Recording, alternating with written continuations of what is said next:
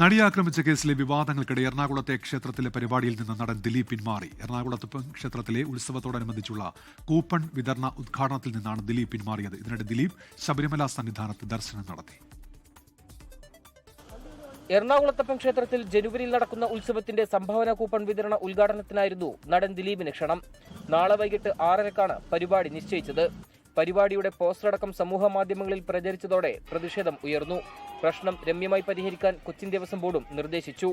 വിവാദത്തിനില്ലെന്ന് വ്യക്തമാക്കിയ ദിലീപ് പിന്മാറാമെന്ന് അറിയിച്ചതായി ക്ഷേത്രം ഭാരവാഹി പ്രസിഡന്റ് പറഞ്ഞു.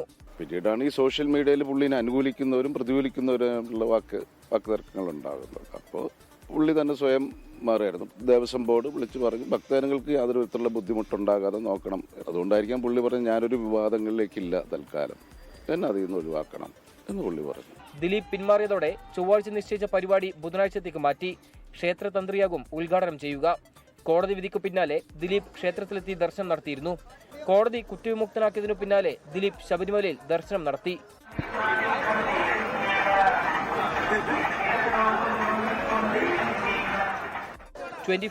കൊച്ചി.